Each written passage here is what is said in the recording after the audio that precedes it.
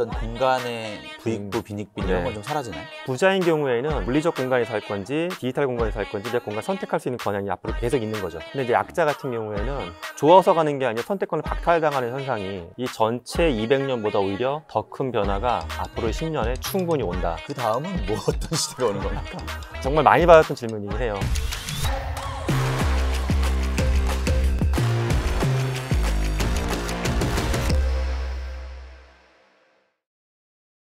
네, 안녕하세요. 세바시 나머지 45분의 구범준 PD입니다. 오늘 메타버스의 전문가 중에 전문가 김상균 교수님 모셨습니다. 아유, 반갑습니다. 인지과학자 김상균입니다. 네. 자, 메타버스 2가 나왔습니다. 예, 2. 예. 흥행하지 않으면 만들지 않는다는 그 2. 맞습니다. 그렇죠. 메타버스 1 책이 너무 잘 됐고 또 하실 이야기가 많은데 하여튼 이 부제가 10년 후의 미래를 먼저 보다. 예. 그리고 메타버스란 이야기들이 막 좀 많이 넘쳐나니까 제일 먼저 궁금한 거는 진짜 앞으로의 10년 또 우리가 그 기존의 10년 경험했던 그 급격한 변화 이상의 또 변화가 오는 겁니까? 예, 저는 이렇게 봐요. 컴퓨터가 나온 게 200년 됐거든요. 200년부터 지금까지 전체 변화 우리는 기억을 못하고 있죠. 태어나서 살아왔던 몇십 년 동안의 시간인데 이 전체 200년보다 오히려 더 큰 변화가 앞으로의 10년에 충분히 온다라고 저는 확신을 갖고 있습니다. 지난 10년도 엄청난 변화였잖아요. 패러다임을 바꾸는 거였는데 그러면 앞으로의 10년은 메타버스의 시대. 메타버스가 키워드입니까? 그렇죠.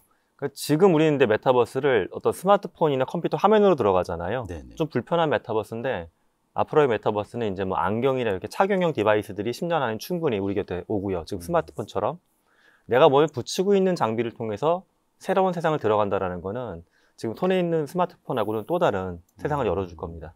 그래도 메타버스 많이 듣긴 하는데 우리 많은 시청자 중에 또 메타버스가 뭐야? 그렇죠. 뭐 이것저것 많이 이야기하긴 하는데 우리 교수님의 관점으로 딱 한마디로 정의하면 뭡니까? 우리한테는 두 개의 현실이 있습니다. 하나는 물리적인 현실이 있었는데 여기 디지털 현실이 생기는 거예요. 그걸 소위 우리는 온라인이라고 많이 얘기하는. 근데 기존에 온라인은 공간에 대한 느낌도 없었고 사람 간의 관계도 조금 뭔가 현실과 다른 거였는데 지금 생긴 디지털 현실은 물리적 현실과 크게 다르지 않은 현실로 점점 진화해 가고 있고 이 디지털 현실을 메타버스라고 보시면 좋겠습니다. 그럼 약간 기술적 관점에서 말고 인간 생활의 관점에서는 뭐라고 설명할 수 있나요? 우리의 삶의 저변이 확대된다라고 보는 건데 제가 재밌게 본 사진 중에 1900년도 뉴욕의 15번가 사진 찍어놓은 게 있어요. 흑백 사진. 그거 보면 마차가 쫙 행렬을 짓고 가는데 그렇죠. 뭐 도로에 말똥 그렇죠. 말똥 난리가 났어요. 사람들 이제 가난한 사람들 걸어가고. 근데 13년 뒤에 1913년도 사진을 보게 되면 거기에 이제 포드에 만든 최초의 자동차가 쫙 깔려 있습니다. 13년 만에. 13년 만에. 예. 그때 사람들이 이야기했던 게 마차 타고 다닐 땐 생활 반경이 몇십 킬로 정도 수준이었는데 킬로미터. 근데 차로 바뀌니까 몇백 킬로까지 증가하고 있구나, 좋다. 그렇죠. 이런 얘기를 하기 시작했어요. 근데 메타버스는 저는 거리에 대한 개념 자체가 오히려 없어진다, 아예. 이게 뭐 1000킬로다, 2000킬로가 아니라 어디든지 공존할 수 있다. 저는 이게 인류의 삶에 있어서 가장 큰 변화라고 봅니다. 그렇게 생각하니까 엄청난 진화네요. 그렇죠. 사실 뭐 우리가 방송도 지금 여기도 방송이지만은 방송 촬영하러 무조건 오잖아요, 보통 지금은. 그렇죠. 근데 지금 다른 외국이나 국내의 다른 이제 TV들 기획하는 걸 보게 되면 원격에 있는 출연자를 끌어들이거나 또는 뭐 어떤 오지에 있는 섬과 도시에 있는 사람들을 연결해서 방송하는 포맷들 이런 것들 준비하고 계시거든요.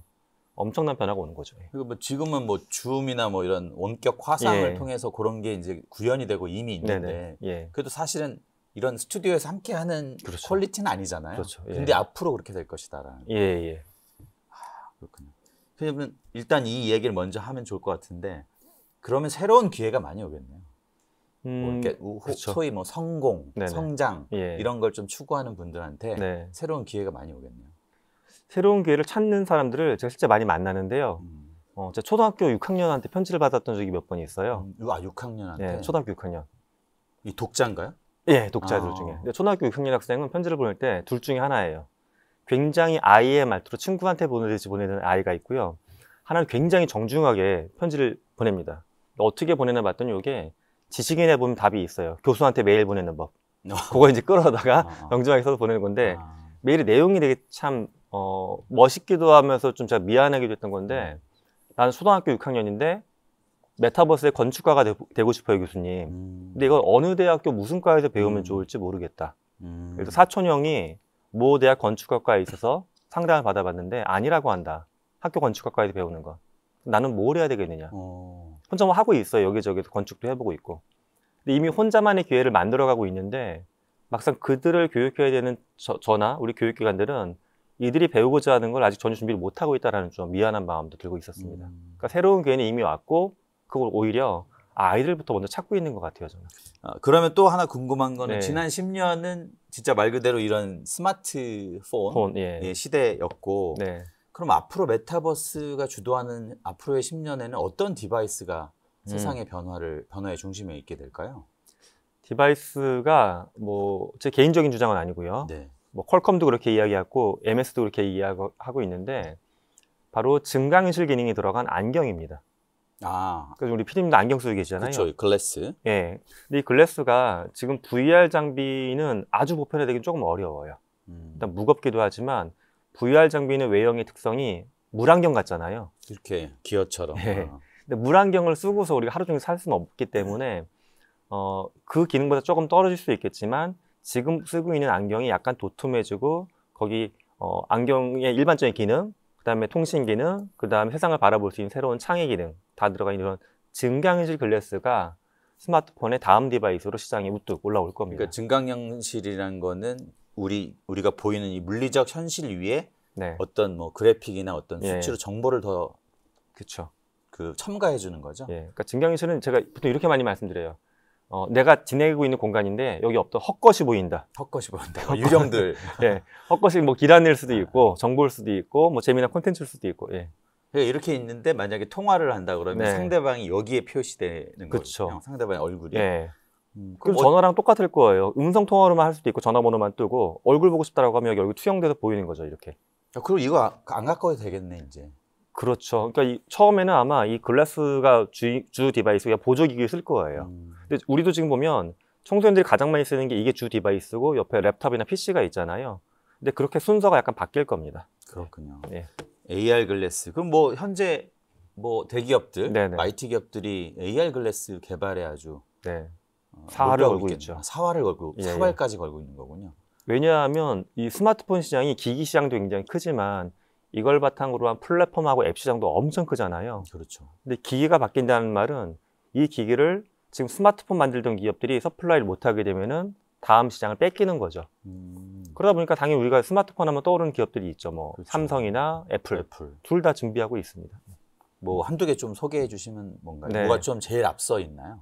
어느 사실 뭐 기기를 놓고 보면 애플이 늘 약간 좀 뭐랄까 디자인적으로나 기능적으로 혁신적인 것들을 많이 좀 선보이긴 했잖아요. 그래서 애플이 이제 뭐 빠르면 올해 안에 늦으면 내년 초 정도에 선보인다고 하는 기기가 VR, AR 겸용 기기인데 뭐 늘 그렇지만 애플은 뭐 디자인이나 이런 거를 약간 은밀하게 갖고 있어서 추측이 무상하긴 한데 일단 기술적으로 굉장히 독특한 건 이 안경인데 외부에 달린 카메라만 15개가 붙어 있습니다. 이 안경에 카메라가 15개가 붙을 수도 있어요?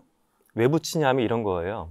내가 때로는 실제 외부 공간을 찍어서 누군가한테 보내줄 필요도 있고 레코딩도 해야 되고 또는 외부에 있는 걸 찍어서 헛것하고 이렇게 투영을 시켜서 보여줄 수도 있고 또는 밤에 쓰고 다니면 이것 때문에 오히려 길이 더 잘 보이게 카메라가 이미지 처리를 해가지고 자, 이런 다양한 것들을 하기 위해서 뭐 일단 카메라만 15개 붙어 있고 글라스 안에도 보면 센서가 또 있어요.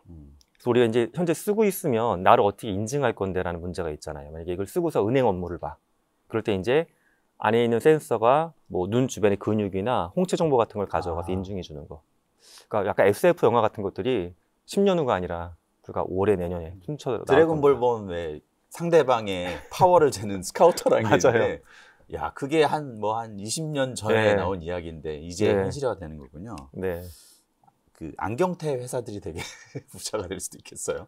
실제 그 페이스북 이제 메타라고 이름 바꿨잖아요. 페이스북이 작년에 이탈리아 그 선글라스 만드는 업체로 유명한 레이벤하고 콜라보레이션 해가지고 1세대 제품 하나 내보고 냈거든요. 레이벤 스토리즈라는 이름으로. 그렇군요. 저도 그걸 쓰고서 요즘에도 갖고 쓰고 있는데 굉장히 편합니다. 그걸로 전화 받고 뭐 기본 쓰면 굉장히 편합니다. 그래서 이제부터 뭐 구체적으로 그래서 우리 일상의 변화를 좀 짚어보고 싶은데 일상의 축을 이루는 것 중에 가장 먼저 생각하는 게 이제 소비잖아요. 뭐 그쵸. 우리가 뭔가 사서 사용하고 이런 것들이 또 메타버스의 시대에는 어떻게 변할지도 좀 궁금한 것 같아요. 지금 실제 저랑 같이 일하고 있는 기업 중에 가장 단순한 게 보면 이런 거예요. 우리가 온라인으로 물건을 구매를 잘 안 하는 품목 중에 하나 옷이거든요. 옷은 입어봐야 되잖아요. 되니까. 반품률이 되게 높아요. 한 70% 가까이 되거든요. 이런 것들을 온라인 구매 유도하고 반품률을 낮추기 위해서 이제 증강현실 피팅.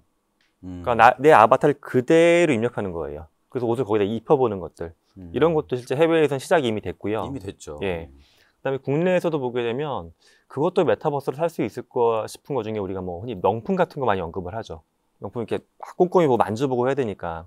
이런 것도 초현실감을 제공할 수 있는 메타버스를 통해서 준비하고 있는 유통기업들도 이미 있습니다. 실제로 우리가 보지 않고 가상의 공간에서만 우리가 상품을 선택하게 되는 이런 상황이 오면 뭐 어떤 게 달라질까요? 소비라는 우리 인간의 행위가. 일단 조금 안 좋은 점도 있어요. 그러니까 아무래도 답답할 것 같아요. 저는 사실 소상공인분들, 소상공인분들이 뭐 대기업의 체인이 아니더라도 우리 살고 있는 거주지 근처에 작은 공간들을 갖고서 물품을 판매하시잖아요. 근데 이렇게 대형 기관들이 멋진 메타버스를 통해 유통을 시작하면 오히려 소상공인분들의 상권은 조금 더 어려워질 거예요. 그러네요. 우리가 뭐 가까운 근거리에 가서 사는 게 아니라 이제 모든 거를 뭐 미국에서 살 수도 있고 이러니까 이게 일례로 현재도 뭐 메타버스 이야기하고는 살짝 거리는 있지만 60대나 70대 이상 어르신들 보게 되면 은행 업무를 아직도 70%는 가서 봅니다, 무조건. 그런데 이게 지역부터 시작해서 객장이 줄어들고 있거든요. 그러니까 이분들은 은행 업무 한번 보려고 버스 타고 막 갈아타고 막 가시는 거예요, 지금도. 우리는 그냥 뭐 이렇게 이체하면 끝인데 여기서. 근데 저는 이런 식의 불편함이 그러니까 오히려 편해지는 분들도 있지만 불편을 느끼는 분들도 앞으로 증가할 수밖에 없다, 사회적으로. 그게 좀 걱정이 되고요. 기업 입장에선 그거죠. 국경이나 시간을 초월해서 모든 고객을 만날 수 있다. 엄청나게 시장이 넓어지는 전쟁이 되지만 또 시장이 넓어지는 거죠. 그래도 소상공인 코로나 때문에 피해도 많이 입으셨는데 앞으로 어떻게 해요? 메타버스 시대 소상공인들이 좀 참고할 만한 전략 같은 건 없나요? 그래서 저는 뭐 소상공인분들 만나면 그런 얘기 많이 들어요. 그때 소상공인분들이 뭐 3차원의 메타버스 공간을 만들거나 하시긴 좀 어렵잖아요. 그런데 저런 건 가능해요. 실제 봤던 케이스 중에 어떤 작은 뭐 치킨집이나 이런 거 홍보하기 위해서 치킨집이니까 뭐 닭이나 다른 어떤 요소들이 있잖아요. 이거를 약간 캐릭터화 시켜서 소셜미디어 계정으로 활동하시는 분들도 있어요. 그럼 그게 동네에서 뭐 그것도 팔로우 몇십만 명까지는 아니지만 그 지역에서 좀 약간 유명해져서 홍보되는 거. 100명만 팬이 있어도 그죠. 고객이 치킨집 있어도 운영 잘 되죠. 잘 되죠. 자기 치킨집에서 뭐 할인 이벤트 같은 것도 거기 때리고 또는 뭐 특수한 거 추가적인 서비스 나갈 때도 거기다 오늘 주문하면 원래 없던 건데 이거 껴주겠다 이렇게 해서 하시는 분들도 있고. 그러니까 요는 이거예요. 메타버스를 너무 어렵게만 보시면 글라스 사회에 되고 3차원 공간 이건 어려운데 메타버스는 디지털 현실을 주는 거다. 그러니까 내가 이렇게 왔을 때 주는 전단지, 왔을 때 벽에 있던 패널을 메타버스적으로 원리 있는 사람들 보여준다. 이렇게 보시면 될 것 같습니다. 맞습니다. 좀 어렵다. 이제 우린 큰일 났다라고만 하지 마시고 좀 적극적으로 우리 김상균 교수님이 메타버스 책 또 한번 사서 보시고 세바시 강연들도 좀 들어보시면 뭐 용기도 생기고 활용점도 좀 아이디어가 생기실 거라고 믿고 있습니다. 메타버스의 시대는 뭔가 효용보다는 뭔가 경험을 하는 게 되게 중요할 것 같아요. 경험을 소비하는 본격적인 시대가 오는 거죠. 메타버스에서는.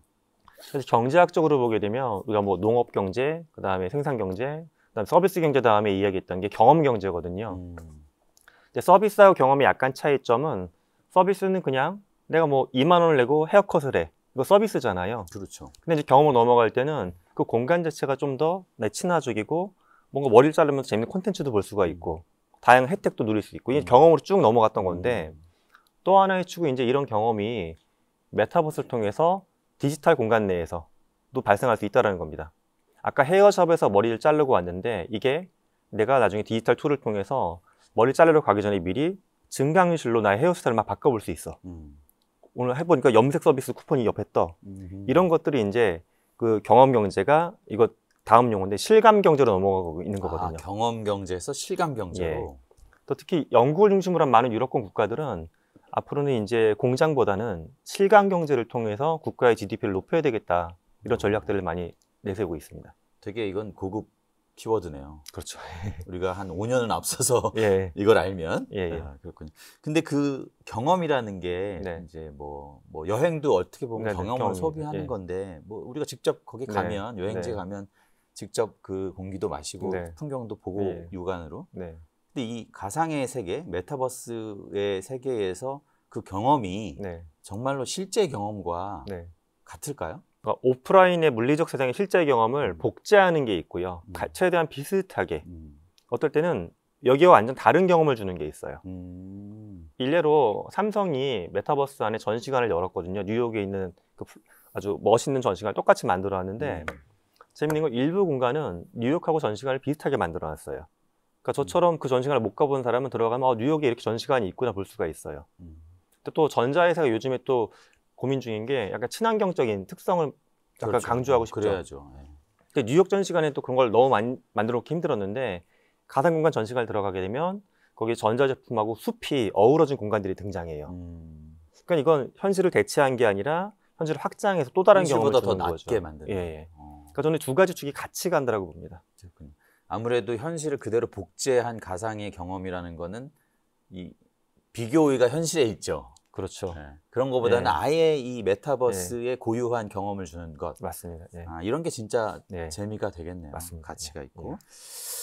자, 우리가 소비를 알아봤으면 좀 이제 뭐 돈벌이, 일하고 생산하고 이런 풍경들은 또 메타버스 시대에는 어떻게 변할까요? 최근에 저게 조사가 됐거든요. 팬데믹이 끝난 다음에도 원격 근무 계속 할래요, 안 할래요? 맞아요. 그렇죠. 지금이 약간 그런 시기인 것 같아요. 직장인들이 재밌는 게 절반 이상이 하고 싶다라고 대답을 하고 있어요. 기업에는 고민인 거죠. 그런데 이미 국내외 일부 기업들은 근무 환경을 메타버스로 아예 옮긴 데들도 있어요. 100%를. 100%를. 여러 기업이 있지만 되게 제가 재밌다고 느꼈던 기업이 부동산 중개하는 기업이에요. 미국 같은 경우에 엑소리얼티라고 하는 기업이 있고 국내에는 직방이라는 기업이 있는데 직방 우리 다 아는 그 앱 해가지고 하는 앱이잖아요. 이들이 되게 웃긴 게 본인들은 실제 부동산을 중개해서 수익을 얻죠. 근데 본인들은 실제 부동산 오피스가 없어요. 없어. 그럼 다들 각자가 원하는 곳에서 일을 하고 있는 건가요? 각자 집이나 거점 오피스 정도에서 일을 하면서 실제 그들이 메타버스에 30층짜리 건물을 만들었어요. 직방이란 그 회사가. 기업은 이미 메타버스 그 기존 뭐 업무 툴을 사용한 게 아니라 건물을 지었어요? 개발비를 꽤 투자를 해가지고요. 자기네들이? 그래서 2개 층을 자기가 쓰고요. 또 웃긴 건 나머지 남는 층을 또 임대를 해주고 있어요. 다른 스타트업들도 들어와서 거기 쓰시라고. 근데 가상 공간인데 뭐 층이란 게 그렇게 의미가 있나요? 근데 또 되게 재밌는 건 저런 거예요. 우리가 이제 이거를 회의할 때 만약에 줌 같은 걸로 하고 뭐 이메일 주고받으면 되지 그걸 굳이 왜 할까 싶은 건데 이런 겁니다. 제가 여기서 피디님한테 뭐 결제 받으러 만약에 서류 갖고 와요. 근데 제자리로 돌아가다가 옆에 부서 누구 팀장님을 만나면서 나 올해 이거 할 건데 뭐 김대리 같이 해보면 어때? 보통 이런 커뮤니케이션 발생하잖아요. 그렇죠. 뭐 이렇게 물리적 접촉이나 관계 접촉. 그죠? 그렇게 메타버스 안에 공간을 꾸며놓으면 이런 경험들이 유지가 돼요. 지금 말씀드렸던 경험들, 물리적인 경험들이. 근데 이거를 딱 줌 회의, 이메일 서류 전달, 전자결제만 하게 되면 이게 아예 빠져버리죠. 그렇죠. 그냥 그 사람만 비대면으로 보는 거예요. 화상으로 보니까. 근데 메타버스는 우리 아바타들이 똑같이 돌아다니면서 만나고. 그래서 그런 회사들 보면 이런 걸 규칙화시키는 회사 가끔 있어요. 뭐냐 하면 거기에 이제 약간 응접실이나 그런 다과 공간을 좀 멋지게 만들어놔요. 메타버스 공간이니까. 조금만 걸어가면 회의실인데 약간 놀이공원에 있는 휴게소처럼 만들어져 있어요. 여기에 일주일에 한 번씩은 무조건 앉아갖고 회사 업무하고 무관한 이야기 하는 시간. 이런 것도 약간 규정으로 정해놓은 데도 있어요. 근데 그런 가상의 오피스에서 이렇게 내 아바타들이 돌아다니면 그럼 실제 나는 뭔가 뭐 이렇게 기어를 쓰고 하는 건가? 아니면 조작을 하는 건가? 아직까지는 그러니까 제가 있는 대학에서도 이걸 고글을 쓰고 수업하는 강의실이 있긴 있어요. 근데 그걸 하루 종일 쓰기 힘들잖아요. 근무가 8시간인데. 그러니까 보통은 컴퓨터 화면을 통해서 웹캠을 통해서 보는 거, 웹캠을 통해 찍고 보는 거 이렇게 합니다. 그러니까 내 자리에 앉아서 이렇게 아바타를 조종하는 정도이지만 그거보다 조금 더 기술적으로 발전해서 만약에 한다면 AR 글래스가 그거를 가능하게 하겠군요. 그렇죠. 실제 이제 외국에서 뭐 메타도 꿈꾸는 게 그건데 글래스를 끼고 있으면 내 공간에 앉아 있지만 근처에 있는 동료 몇 명이 보이고 여기 이렇게 보이고 누군가가 걸어온다라는 개념도 볼 수 있겠고 유령처럼 그런 걸 이제 하려고 하고 실제 실험들은 많이 나와 있는데요. 그렇게 해서 원격에 있는 사람들이 상대방의 모습과 상대방의 공간 정보를 좀 보면서 이렇게 글라스 같은 거를 보게 되면 함께 있다고 느끼는지, 함께 있다고 느낀다라는 쪽에 훨씬 통계적으로 많이 나옵니다. 조사를 해봤더니 예. 그러니까 유령처럼 여기 이렇게 보이는데 네. 이렇게 보면 없는데 네. 이렇게 보면 있어도 예. 함께 있는 것으로 느껴진다. 예. 그리고 이제 그 사람의 주변 정보도 같이 보여주면 좀 더 좋다라는 거예요. 그 사람이 앉아있는 책상이나 그 사람의 배경을 살짝만 보여주게 되면 이 공간이 약간 머지되면서 그렇군요. 한 공간이다라는 인식이 생긴다는 거예요. 그럼 업무의 풍경은 사실은 어쩌면 우리가 팬데믹 시대를 거쳐오면서 이렇게 변화되는 거를 실제로 체험하고 목도했으니까 그렇게 충격적이진 않을 것 같은데 그럼 이제 생산이니까 돈을 버는 걸 좀 생각해 보면 지금 어떤 분들이 돈을 좀 벌게 될까요? 실제 현재도 그런데 투잡을 하시는 분들이 메타버스에 꽤 많으세요. 투잡, 쓰리잡. 지금 뭐 일하는 분들이 뭐 배달도 하고 뭐 이런 걸 말씀하시는 건가요? 그것도 있지만 제가 이제 봤던 케이스 중엔 원래 본인이 뭐 상담이나 이런 걸 전공한 분인데 회사에서 일하는 업무는 상담 업무는 아니고 그 지식을 바탕으로 뭔가 UX, 고객 경험 설계하는 일을 하고 계세요. 그렇죠. 근데 본인이 그렇다고 상담소를 별도로 열기에는 돈도 많이 투자해야 되고 시간도 사실 그렇게 많이 낼 수는 없잖아요. 그러니까 메타버스 안에 하루에 조금씩만 오픈되는 비정규 상담소를 오픈해 놓은 거예요. 그래서 본인 또 재밌는 건 자기 실제 모습이 아니라 아바타를 약간 고객들이 친근해할 수 있는 동물 캐릭터, 뭐 기린 이런 거로 들어가가지고 상담을 해줘요. 되게 장난스러운 씬이 연출될 것 같지만 막상 오게 되면 고객 입장에선 친근한 놀이공 캐릭터 같은 사람이 앉아 있는데 되게 내 말도 잘 들어주고 공간은 아름다운데 아무도 못 들어오는 공간이야. 상담이 이렇게 잘 발생합니다. 되게 진지하게. 네. 그러니까 이분 같은 경우에는 비용 거의 안 들이고 자기가 투잡을 하고 있는 거죠. 원래 전공 살리셔가지고 다시. 사실은 뭐 소위 이제 지금도 엔잡너 뭐 이런 얘기를 하면서 자기가 갖고 있는 뭐 전문적인 영역을 이렇게 좀 추가적인 벌이로 활용하는 분들이 많은데 메타버스는 그게 오히려 더 쉬워지는군요. 그렇죠. 그러니까 지금은 어찌 보면 우리가 물리적으로 몸을 띄는 일에 대한 투잡, 쓰리잡에 대한 고민을 많이 하시는 것 같아요. 근데 오히려 내가 정말 좋아하거나 잘했던 일을 플랫폼 기업의 도움을 안 받아도 혼자 할 수 있는 방법을 그 안에서 우리는 찾아볼 수가 있습니다.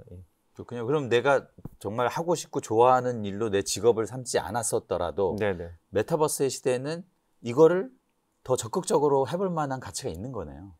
그렇죠. 올 초에 지금도 음원 차트에 꽤 순위가 높은데 데뷔했던 이제 여자 걸그룹이 있는데 이분도 작년 여름 정도에 메타버스에서 아바타 오디션 자기들끼리 해가지고 팬들이 많아지고 데뷔를 그냥 해버린 거예요. 아바타 오디션? 그러니까 메타버스에서 오디션을 아바타 모습으로만. 그 음성은 자기가 노래를 부르고 방송국이 아예 없었어요. 이런 세트를 가상으로 만들었어요. 만들어서 누군가 그럼 심사하고? 처음에 약간 놀이처럼 시작했는데 이게 판이 커지고 팬들이 엄청 많아졌거든요. 저도 팬이고. 그런 게 저는 모르는데 이미 크게 한번 벌어졌군요. 그러니까 이 메타버스 세상이 좀 무서운 건 우리가 아까 투잡 뛴다고 할 때 이렇게 배민 라이더 길 가다 보잖아요. 나 저거 한번 해볼까? 이 생각은 들죠. 근데 메타버스 세상에서 발생하는 일들은 길 가다가 겪는 줄로 못 보는 일들이에요. 그렇죠. 전혀 저는 몰랐어요. 내가 들어가기 전에 없는 세상이니까. 그래서 제가 이제 관심을 쭉 꾸준히 가지는 게 중요하다라고 강조를 드립니다. 이게 나랑은 무관한 일이야. 내 삶하고는 뭐 내가 앞으로 더 잘 사는 노력하고는 무관한 일이야. 이걸 이렇게 생각하면 안 되겠네요. 그렇죠. 바로 들어가 봐야 되겠네요. 뭐부터 해야 돼요? 아까 말씀드렸던 게 이제 2세계 아이돌이라고 하는 콘텐츠예요. 2세계 아이돌, 줄여 이세돌. 이세돌. 근데 그거 했던 분들이 원래 PD가 아니세요. 제작하셨던 분들이. 그러니까 우리 업계도. 근데 그분들 설자리를 잇고 있어요. 웬만한 PD 분들보다 더 막 잘 되시는 것 같더라고요. 훌륭한 기획이고. 그럼 그분들은 엄청난 뭐랄까 그 성공을 거뒀다고 보는 건가요? 제가 봤을 때 그런 것 같아요. 왜냐하면 이미 뭐 스트리밍 조회수나 음원 차트나 팬들의 움직이는 걸 봤을 때 뭐 웬만한 엔터 회사 이상의 가치가 충분히 되는 것 같습니다. 그렇군요. 인간관계는 또 어떻게 변할지 그것도 되게 궁금한데. 일단 긍정적으로 보면 우리가 서로에 대한 차별적인 시선이 많이 줄어들 거라고 저는 좀 바라보고 있습니다. 좀 편견이랄지 이런 걸 말씀하시면 왜 줄어들까요? 실제 메타버스에서 나이를 초월해서 친구가 맺어지는 경우가 굉장히 많거든요. 그러니까 예를 들어 제 아는 분들 중에도 50대 후반인데 20대 초반 친구 생기고 뭐 이런 거. 그러니까 그런 정보를 미리 안 나눠서 그런 건가요? 그렇죠. 처음에 우리가 만나면 우리 아빠보다 나이가 훨씬 많은 아저씨 말 잘 안 붙이게 되잖아요. 근데 거기는 다 메타버스는 재밌는 게 본인보다 잘생겼으면서 젊은 사람, 이게 아바타의 표준 모습이에요. 그러니까 그 아바타는 나이를 인식할 수가 없잖아요. 그러다 보니까는 선입견이 적은 상태로 다가가죠. 그러니까 이게 이제 좋은 점 중에 하나는 그거예요. 그래서 집단을 잘 만들고 사람들의 어떤 벽이 낮아진다라는 거. 이건 좋은 건데 단점도 분명히 있습니다. 어떤 단점이 있을까요?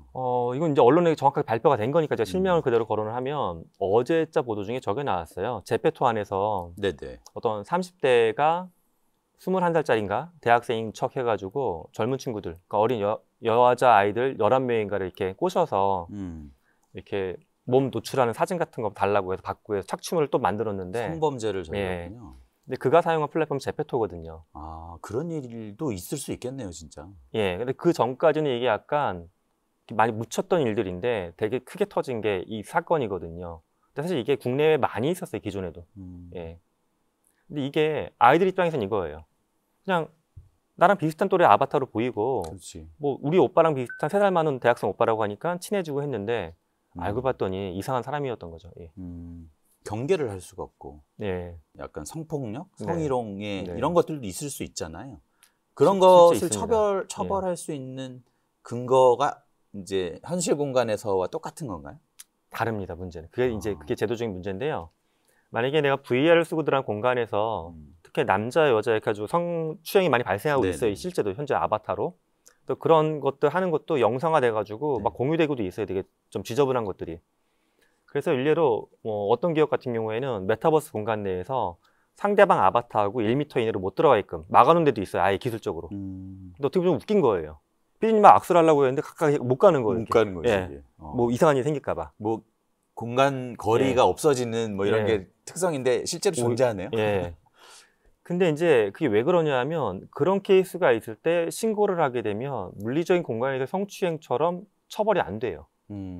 이게 그렇죠. 너도 아니고 너의 아바타고 만져진 것도 아니고 아바타끼리 겹쳐진 것뿐인데 그게 뭐냐? 그 법이 아직까지 닿아 있지 않아요. 근데 뭐 이제 메타버스의 시대가 되면 그 아바타가 곧 나고 맞습니다. 내가 아바타인데 아바타의 세계에서도 그거를 좀 방지할 수 있는 혹은 처벌할 수 있는 게 꼭 생겨야겠네요. 저도 실제 성범죄 당해본 적이 있어요. 아, 그 공간 메타버스 공간에서? 제가 외국 어떤 플랫폼에서 그 일본 애니메이션 여자 캐릭터로 활동했던 적이 있는데 난리도 아니었어요. 실제 성별은 모르겠지만 남자 모습을 하고 있는 캐릭터들이 와서 뭐 여러 나라 말이 들리고 막 둘러싸가지고 만지려고 하고 난리가 났는데 굉장히 불쾌하더라고요. 기분이 안 좋고. 그러니까 피해는 전 같다라고 봅니다. 그렇군요. 그리고 뭐 우리 사회에서도 또 다른 문제는 우울증. 좀 내가 내 삶을 사는 데 있어서 그런 분들 엄청 많잖아요. 우리나라 사회 같은 자살로도 이어지기도 하는데 메타버스 시대에는 그런 게 없을까요? 양쪽이 동시에 있는 것 같아요. 저는 양쪽의 가능성이. 밝은 쪽의 가능성은 사람은 보통 뭐 5명이나 15명의 친구가 없어서 극단적인 길을 가는 게 아니라 한두 명의 친구가 없기 때문에 좀 그런다고 보거든요. 근데 메타버스는 열린 공간이다 보니까는 친구들을 만들 수 있는 기회가 훨씬 많긴 하죠. 내가 사회에서는 굉장히 뭐 초라하고 어쩌다고 친구를 못 만나.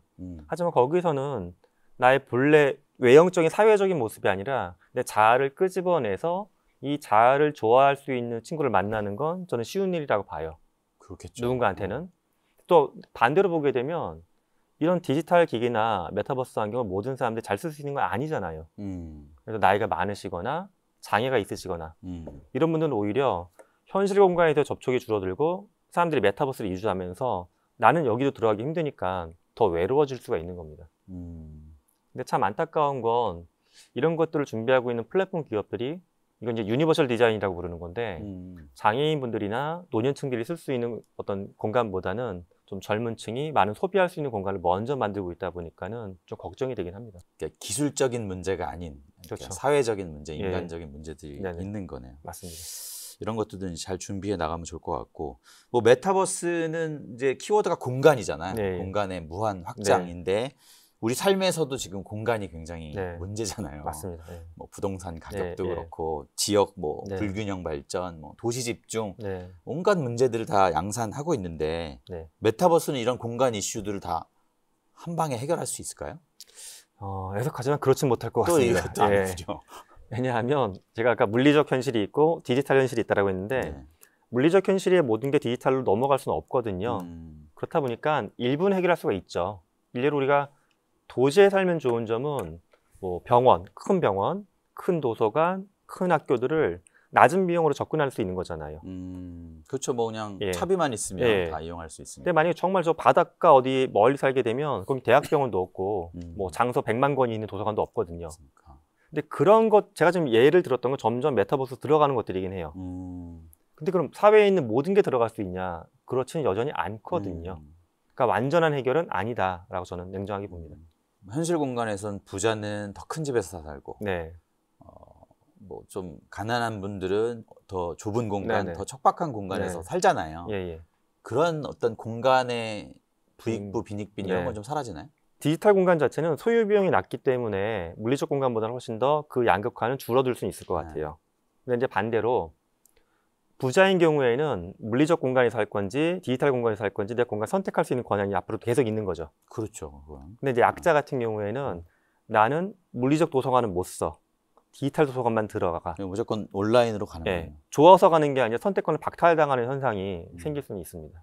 근데 또 재밌는 건 제가 이제 기업 회장님들 많이 만나뵙게 되면 그럼 그분들은 자산이 많으니까 모든 걸 다 물리적 현실에서만 소화하려고 하냐? 그렇지도 않으세요.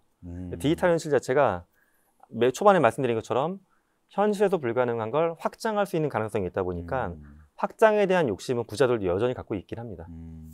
부동산에 대한 소유 욕구가 좀 줄어들까요? 이동하는 것 같아요. 제가 봤을 땐. 욕구가 이동을 한다? 어디로 이동하나요? 디지털 공간이 들어가는 데가 데이터 센터거든요. 그렇죠. 이 막대한 데이터. 예를 들어 아마존 같은 경우도 데이터 센터에서만 발생하는 영업이익이 70%거든요. 전체 영업이익 중에. 데이터 센터를 누구한테 주나요? 임대하나요? 임대해 주는 거죠. 그래서 영업이익. 뭐 우리가 메타버스 하면 많이 이야기하는 뭐 로블록스 또는 뭐 방탄소년단이 들어가 있는 하이브 다 실제 그 정보는 아마존이 갖고 있는 거거든요. 아마존 클라우드 서버를 임대해서 쓰니까. 그러니까 요것에 대한 소유권 점점 더 늘어날 것 같고요. 저도 여기 투자를 좀 하고 있긴 한데 이런 걸 투자하는 펀드나 상품들이 계속 나오고 있습니다. 그러니까 뭐 워딩을 보면 건물주를 꿈꾸던 사람들이 이제 데이터 센터 주를 꿈꾸는 시대로 조금 넘어가지 않나 봅니다. 건물주가 아니라 데이터 스토리지를 소유하는 게 그렇군요. 또 건물은 사실 분할해서 소유한 상품이 있긴 하지만 조금 복잡하잖아요. 근데 데이터 센터는 투자하기가 상대적으로 금융적으로 쉽거든요, 이게. 다음으로 이슈는 그 건강일 것 같아요. 저는 건강은 되게 나빠질 것 같아요. 그래서 앉아 있으니까. 그러니까, 어떻게 됩니까? 메타버스 시대. 육체가 막 덜 쓰일 텐데. 실제 그 예상이 재미난 예상이 영화 레디 플레이어 원의 원작 소설 레디 플레이어 원을 소설로 보게 되면 그 장면이 나와요. 주인공이 자기가 이제 점점 뚱뚱해져요. 그러니까 장치를 미리 달아놔가지고 패스트푸드 안 먹고 운동을 열심히 해야지만 기계가 체크해가지고 VR 장비가 열려요. 거기 들어가기 위해선 나는 건강을 유지해야 되는 거군요. 이거 보는데 이게 웃긴 게 아니 디지털 세상을 위해서 현실이 존재하는 것처럼 계속 비춰주는 거예요. 예를 들어서 억지로 운동하고 억지로 밥 맛있게 잘 먹어야 되는 거니까는. 근데 사실 이제 그런 걱정은 저는 타당하다고 보긴 하는데 반대도 존재해요. 반대? 실제 현재도 보면 AR 글래스 중에 운동 전용 글래스도 나와 있긴 하거든요. 그럼 밖에서 조깅할 때 쓰는 건데 혼자서 만약에 한강을 뛴다라고 하면 좀 외롭잖아요. 근데 이걸 끼고 뛰면은 이제 고스트가 옆에 떠요. 그러면 같이 뛰는 것 같은 것 같아요. 이렇게 뛰면은 여기 있군요. 보여요. 보이고 자기가 떴던 경로도 여기 뜨거든, 렌즈에. 그러면 조금 더 마치 PT 트레이너분하고 같이 하는 것처럼 외롭지 않네. 등 떠밀어 주는 게 되는 거죠. 그게 실제로 지금 있어요. 상용화돼 있어요? 있습니다. 그럼 친구끼리 다른 공간에서 뛰어도 같이 뛰는 느낌이겠네요? 근데 사실 우리가 뭐 눈에 보진 않더라도 이미 그 자전거나 혼자 달리기 하는 분들 중에 외국의 자전거 회사들도 비슷한 거 갖고 있는데 앱으로는 그게 있긴 하거든요. 그럼 자전거에 이렇게 붙여놓으면 내가 주행했던 거 정보가 뜨고 친구 거랑 비교해서 좀 이렇게 으쌰으쌰하는 거. 그렇죠. 우리나라의 야나두가 이제 야핏 뭐 이러면서. 근데 그런 게 이제 오히려 우리 활동량을 증가시키는 데 쓰일 수도 있다. 저는 활동량을 증가시키는 쪽을 좀 많이 만들어야 된다고 봅니다. 그거는 어떻게 만드느냐에 따라 달린 거네요. 그렇죠. 뭐 운동하게 만들면서 아니면 뭐 메타버스 공간에서 더 보상을 더 많이 줘서 움직이게 한다든가. 재미난 예로 어르신들이 저도 한번 왔었는데 50견이 많이 오시잖아요. 그렇죠. 그 재활 운동 하시고 해야 되는데 그분들 했던 제가 봤던 프로그램 중에 재밌는 게 이렇게 아무것도 안 쓰고 공간인데 공간이 하트장이 날아다녀요. 하트장. 이 메타버스 공간인데. 그럼 하트장 맞추는 거예요, 손으로 막. 이렇게 해야 되니까. 네, 그러면 어깨가 좀 어깨 운동이 되는 실제 있어요. 그런 게. 네. 그 톰 크루즈가 마이너리티 리포트에서 네, 그런 것 같아요. 근데 화투장을 하는군요. 네. 훨씬 한국식으로 재활을 좀 만들어 놓은 인간적이네요. 예. 그러면 뭐 어르신들한테 이 어깨 풀린 예. 긴장, 뭐 근육 완화 이런 게 될 텐데 예. 어르신들 말씀하시니까 뭐 의료 분야 이것도 굉장히 좀 다른 풍경이 될 것 같은데. 예, 현재 메타버스. 가장 먼저 하고 있는 것들은 병원들이 이제 그 의사분들 되겠죠. 교육시킬 때 의사를 교육시킬 때 메타버스 굉장히 많이 써요. 그러니까 인체를 디지털 트윈으로 만들어서 할 수 있겠군요. 디지털 트윈을 만들어서 수술 같은 것도 실습을 해보고요. 또는 실제 물리적인 모형에 대해서 꿰매거나 할 때도 원격에 있는 분이 이걸 봐주면서 또 코칭을 해주기도 하고. 근데 또 진찰화면에서도 우리나라는 원격 진료가 조금씩 들어오고 있잖아요. 그래서 외국 사례를 보게 되면 엑스레이나 이런 기기도 이제 메타버스의 증강 기술을 써가지고 원격에 있는 기사분이 여기 있는 걸 대신 찍어주는 거 이런 것도 하고 있거든요. 그럼 이제 지역의 조그만 병원들이 다 그 방사선 기사님들을 고용하기가 어려운데 비용 때문에 이렇게 해서 의료 서비스가 좀 더 좋아지는 쪽으로 가고 있습니다. 이건 뭐 명백히 좋은 방향으로만 흐를 수밖에 없네요. 네네. 메타버스 시대의 의료 체계는 훨씬 더 좋아질 것 같습니다. 예. 마지막으로는 이제 우리 지금 시청자, 팬들, 구독자들도 관심 가질 건데 메타버스 시대의 자기 개발은 어떻게 해야 됩니까? 개인의 성장, 나의 성공을 위해서 좀 막 이런저런 노력들을 하고 계시잖아요. 책도 읽고 세바시도 보고. 메타버스 시대에는 이렇게 자기 개발해야 된다. 좀 상상력을 발휘해서 좀 말씀해 주시면. 우리가 그 현명한 사람들은 과거로부터 배운다라고 하거든요. 과거로부터 배우려고 해서 좀 먼 과거를 보면 좋을 것 같아요. 예전에 보면 유럽인들이 배를 타고서 아메리카 대륙으로 넘어간 거잖아요. 근데 그때랑 좀 지금 비슷한 것 같아요. 물리적 공간에 살던 우리들이 디지털 공간으로 이렇게 이주하고 있거든요. 근데 어떤 분들은 이주한 사람이 소식만 듣고 있는 거예요. 여기 앉아가지고. 저 아메리카 대륙에 이런 일이 발생하고 있다더라. 뭐 난 절대 안 가고. 근데 이 아메리카 대륙에 새로운 무언가 하려고 하면 중요한 건 왔다 갔다 자꾸 가보는 게 중요하잖아요. 그러니까 전 들어가 보는 게 제일 중요하다고 봅니다.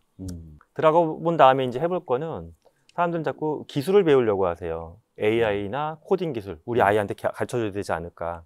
근데 저는 중요한 건 거기서 사람들이 어떤 공간에서 어떻게 소통하는지 그 방식이 중요하거든요. 인간의 소통과 경험입니다.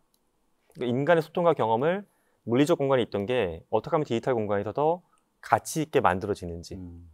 근데 이거를 배우는 학문이 딱 뭐라고 말씀드리기 조금 어렵지만 좀 쉬운 말로 보게 되면 저는 감정인 것 같아요. 감정. 물리적 공간에 소통하는 이런 감정의 교류가 메타버스에서 어떻게 발생할 수 있는지. 인간의 감정이나 마음을 오히려 탐구하시는 분들이 아까 제가 초등학교 6학년 학생한테도 그런 식으로 썼는데 더 메타버스에 멋진 건축물을 만들 수 있다. 메타버스에 사람의 마음이 어떻게 움직이는지 알아야지 더 좋은 공간이 나오는 거잖아요. 가장 본질적인 거는 거의 인문학적인 배경인 것 같습니다. 저는. 그러네요. 우리가 뭐 메타버스니 뭐 디지털 트윈이니 이렇게 뭐 많이 얘기했지만 본질은 세바 씨가 드리는 교양 강좌를 정말 그렇습니다. 많이 들어야 좋다는 게 뭐 정말 그렇습니다. 메타버스의 시대 시작됐고 10년의 엄청난 변화를 만들어낼 건데 그 다음은 뭐 어떤 시대가 오는 겁니까? 메타버스 다음은. 정말 많이 받았던 질문이긴 해요. 메타버스 다음에는 과연 무엇이 올까? 그러니까 물리적인 공간이 있었고 디지털 공간으로 인간이 이주하고 있는 거잖아요. 그 다음에 저는 인간이 바라볼 건 결국 여행인 것 같아요. 저는 이 개념 자체가. 물리적 공간을 여행하던 우리의 마음이 디지털 공간을 넘어갔는데 그럼 그 다음에 인류가 여행하려고 하는 공간, 지향점은 어딜까? 우리가 아직 많이 못 가본 데가 우주 못 가봤죠. 우주. 우주 장기적으로 계속 테마가 될 거고요. 또 하나는 우리가 정말 궁금해하고 종교적인 관점이 연결되어 있는 게 바로 죽음 이후의 세상이죠. 또 다른 우주네요. 또 다른 우주. 근데 사실 그 모든 곳의 중심에 뭐가 있냐 하면 물리적 세상, 디지털, 그다음에 죽음, 우주. 사실 본질은 뭐냐면 인간의 깊은 마음속. 우리가 마음을 담고 있지만 내 마음조차 잘 모르잖아요. 그러니까 이런 것들을 탐구하는 것들은 메타버스 이후의 우주, 죽음 이후 세상, 깊은 더 마음속 이런 공간들을 탐험하지 않을까 싶습니다. 우리가 기술을 이야기하려고 지금 교수님을 모셨지만 결론은 마음입니다. 마음입니다. 모든 게 여러분 마음에 있다는 거 꼭 알아주시고요. 오늘은 김상균 경희대로 경희대 김상균 교수님 모시고 또 이 메타버스 2라는 10년 후 미래를 먼저 보다라는 부제를 지닌 이 메타버스 책 기반으로 이야기를 나눠봤는데요. 그래서 뭐 여러분들도 앞으로의 삶, 지금 시작된 이 미래의 10년을 위해서도 꼭 한번 보시기를 추천드리고요. 오늘 세바시 나머지 45분 우리 김상근 교수님 편 함께해 주신 여러분들 여기서 좀 인사드리겠습니다. 함께해 주셔서 감사합니다. 감사합니다. 또 뵙겠습니다, 여러분.